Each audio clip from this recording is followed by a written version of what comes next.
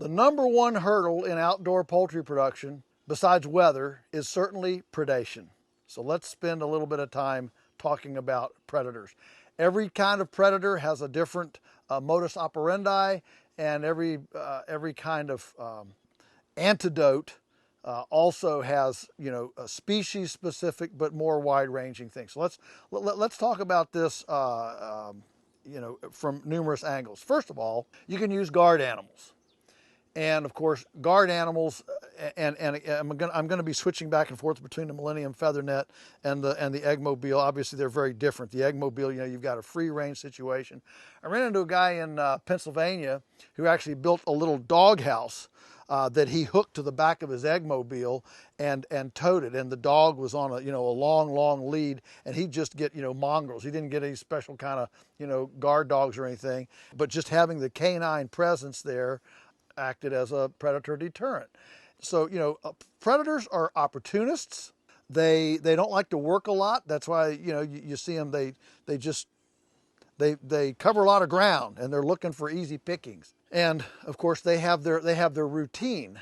And one of the nice things about moving things around like this is that they're not in the same place all the time. So, the predator that lives in this, 50-acre area, he's got a certain routine that he goes out at night, and let's see what's available.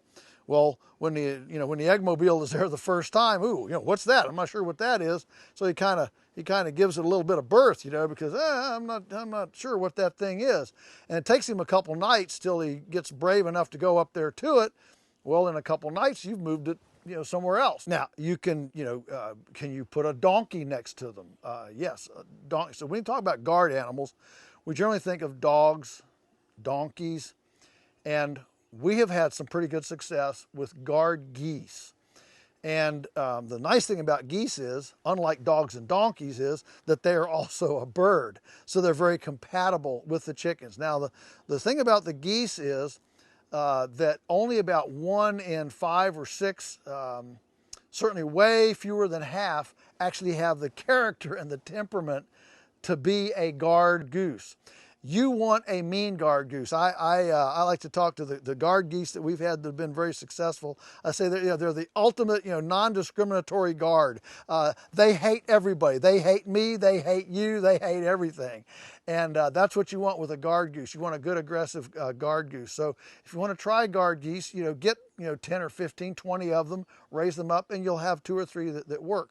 When you have one that works, the nice thing about geese is they are long-lived. They will live up to 40 years. So when you have a good one, hang on to it, and they will work. I've actually seen hawk feathers where a guard goose saw the hawk coming and attacked the hawk when the hawk got to the ground. And I don't think it killed the hawk, but he definitely got some feathers out, and I don't think the hawk got any chickens. So the guard goose is something to really look at. Then, you have the whole movement thing is its own help in protection. Next is a balanced ecosystem. So one of the things that we do at our farm is we have these wildlife corridors. We have the riparian areas, we build these ponds, and then we have these forestal areas. Our rule of thumb is if a hillside's too steep to drive on, it ought to be in trees. So those become kind of our forest or wilderness areas. So you have these peninsulas of wildlife corridors.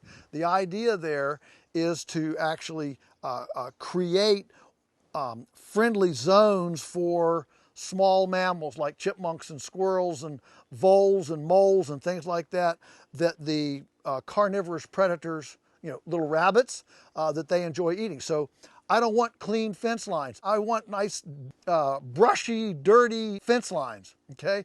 Because that's where the wild rabbits go. The wild rabbits feed the coyotes and the foxes so they don't eat the chickens. To my knowledge, we've never had, I should knock on wood somewhere, we've never had a coyote attack on our chickens. I saw a coyote one time. I was out actually mowing hay. The Eggmobile was in an adjoining field. I saw a coyote coming from the edge of the woods, and he was just, they was just loping along like coyotes do. and he went right through the egg. I mean, through the eggmobile. He was 5 feet from the eggmobile, right through 800 chickens. Never touched one, never looked at one, and just went right on through, heading on to someplace else. I don't know where he went. I was on the tractor, so I don't know where he went. But he was obviously well fed. He wasn't hungry, or he certainly would have attacked a chicken. And so a balanced ecosystem is one of the best things you can do. Well, the most imbalanced ecosystems are the ones near to monocultures, especially like in the Midwest, Indiana, Ohio, grain country. Had a guy start doing these chickens. He was out in, I think it was in Iowa, and he said, "Man, I just can't get ahead of the raccoons. I just can't get ahead of them." Well, fortunately, the guy happened to be a former military guy, and was a good. I think he was a sharpshooter actually in the Army, and he got out. And anyway, so he mounted 4 spotlights on the 4 corners of his house, and he'd set the alarm clock to get up at 2 o'clock every morning, 2 o'clock, and he just, in his jammies, he got his high-powered rifle and would just walk from room to room out the second floor windows of his house. And I think he told me that like in a week he shot 25 raccoons and never got out of his jammies and left the house. And he didn't have another raccoon attack for 2 years. Sometimes it takes a little bit of aggressive, deliberate strategy to let the greater ecosystem know there's a new sheriff in town, okay? And they talk to each other, Cousin Raccoon and Brer Rabbit and, the fox, they all kind of get the message. And so this balanced ecosystem is a big deal, from the different kind of, riparian forestal open zones, some brush, some things to grow the little mammals and that sort of thing, as well as the greater diversity of the ecosystem. In our fields, I can tell you, we just have a plethora of moles and voles and field mice and things like that. I mean, you can just see them jumping when you mow hay, because we don't use chemicals, and we use this controlled grazing where we often have, thick, tall grass, and that stimulates all these things. Well, what that means is that the predators are well fed and aren't hungry for the chicken. So the balanced ecosystem is a big deal, and on your farms you want to be creating these diversified ecosystems. Next is electric netting. All right, so the electric netting, we've talked about it in the previous lesson, but the electric netting is very effective. I've watched it deter bears and everything else, so it's pretty strong. Normally, when it's breached, it's some setup failure. The grass is too tall. Another reason to have short grass around, because these small predators like weasels and pine martens and raccoons, possums, skunks, they don't like the exposure of going through short grass. Great horned owl, it'll pick up a possum right off the ground in exposure. So keeping the grass short, both where the chickens are and kind of in a apron around them, creates kind of a demilitarized zone, around where the chickens are, and it's kind of off-putting to the smaller predators. Now we get into some of the more interesting, esoteric things that some people are doing today.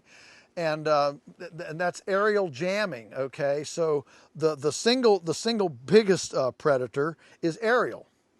And of course, most of them are protected as endangered species, which I have a problem with, because now you go down the interstate and you got every fence post seems like it has a hawk on it. How many hawks do we have to have before they're no longer endangered? Man, that's another topic for another day. Aerial jamming.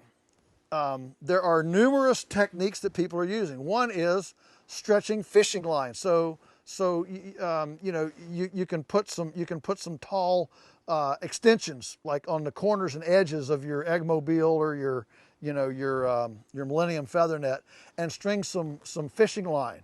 And the hawks, the aerial predators, learn pretty quickly that there's something there that they can't see, and acts as a deterrent. Again, they learn pretty quickly.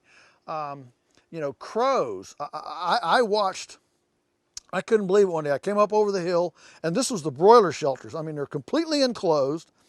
And I stood there mesmerized on the hill and watched two crows working in tandem. So one crow was on one side of the shelter, one was on the other, and the one was running up and trying to scare the little, so these were pretty small chicks, they're like, 4 weeks old, they're pretty small. He's scaring these chicks to try to scare them to, run over against the edge, the far edge of the shelter, where the other crow was sitting there, not moving and just crouched, and trying to get those chicks up against the netting heavy enough that he could reach in and grab a wing or grab a leg or something like that. It was really amazing, and it struck me how smart these crows are, that they're actually working in tandem. Well, what we've learned is if you shoot a crow and you hang it in effigy, put it on a stick or a pole right there to where all the crow cousins see, well, there's cousin Jacob and he got, shot. The crows won't come around for weeks and weeks, and so one dead crow a month will keep all the other crows away for a long, long time. And so, those are really effective things. The wildlife, they talk, they have their own communication. Jungle Book isn't completely imaginary, okay? There is communication going on.